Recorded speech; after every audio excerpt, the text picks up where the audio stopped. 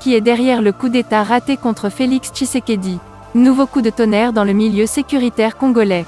Après la mort mystérieuse du chef des renseignements militaires, Delphine Kayimbi, la mise à l'écart et la fuite du très redouté patron de l'Agence nationale de renseignement, ANR, Kalev Muton, et de l'ex-patron de la police John Numbi, c'est au tour du conseiller spécial en matière de sécurité, François Beya, d'être neutralisé.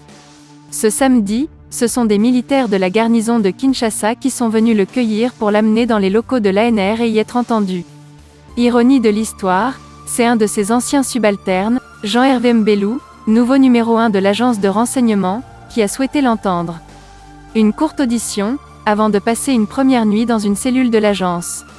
Le défenseur des droits de l'homme et avocat, Georges Kapiamba, a pu lui rendre visite pour s'assurer que la procédure a été conduite dans le respect des droits humains.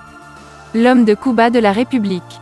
Drôle de destin pour ce champion du renseignement, passé par le Centre national de documentation, CND, de Mobutu, des formations au Sine-Bess israélien et aux États-Unis, avant de travailler pour l'ANR, puis de diriger la très puissante Direction générale des migrations, DGM, pendant les années Kabila. François Beya fait partie des 4 ou 5 hauts fonctionnaires à tout savoir des Cuba de la République. Sous Joseph Kabila bien sûr, où il était l'un des rares à pouvoir chuchoter à l'oreille du président, mais aussi sous Félix Tshisekedi. À son arrivée dans le fauteuil présidentiel, le tout nouveau chef de l'État n'a pas eu d'autre choix que de collaborer avec Fantomas, le surnom très évocateur de François Beya. Sa présence a été imposée par Joseph Kabila. Une taupe de Kabila. Pour l'instant, les raisons de l'interpellation de François Beya restent encore floues et aucune information officielle n'a été diffusée. Ce que l'on sait, c'est que les relations entre François Beya, Félix Tshisekedi et le cercle présidentiel n'ont jamais été au beau fixe.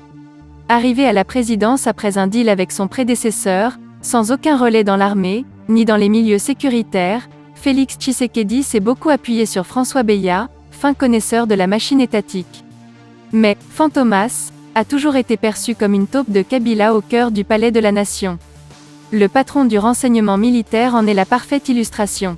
Accusé d'avoir mis sur écoute le président Tshisekedi et ses proches, Kayimbi a été démis de ses fonctions, auditionné, et retrouvé mort avec des traces de pendaison.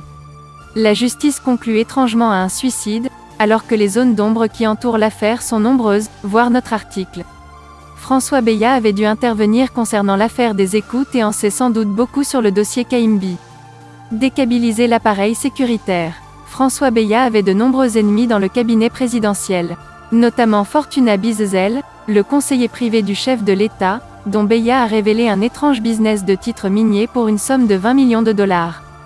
Beya est également soupçonné pour l'entourage présidentiel d'entretenir des liens financiers avec l'ancien président Kabila. Il posséderait plusieurs comptes bancaires reliés à l'ex-président. Mais ce qui a précipité la chute de François Beya, c'est avant la volonté de Félix Tshisekedi de continuer sa lente dékabilisation de l'appareil sécuritaire. Kayimbi mort, Kalev en fuite, Numbi en cavale et Beya en prison, permet au président de placer des hommes plus loyaux à ses postes et de mieux contrôler la sécurité de son propre pouvoir, qui, pour le moment lui échappait. D'autant que le chef de l'État congolais vient de voir dernièrement plusieurs présidents africains renversés par des militaires, en Guinée, au Mali ou au Burkina Faso. Des rumeurs de coup d'État force? La possibilité d'un coup d'État est prise très au sérieux à Kinshasa et dans les milieux diplomatiques. Alors que les réseaux sociaux bruissaient de l'arrestation de François Beya, les noms des généraux Jean-Claude Yave et Mayanga Wabishuba étaient présentés comme possiblement aux arrêts pour préparer un coup de force, en ERDC. L'information n'a jamais été confirmée. Mais le simple fait de faire circuler leur nom après l'arrestation de François Beya, que tout le monde croyait intouchable, suffit pour envoyer un message fort à tous les putschistes en herbe qui pouvaient avoir l'idée de prendre le pouvoir à Kinshasa. Cela fait d'ailleurs plusieurs mois que Jean-Claude Yave, chef de la maison militaire, est sur un siège éjectable.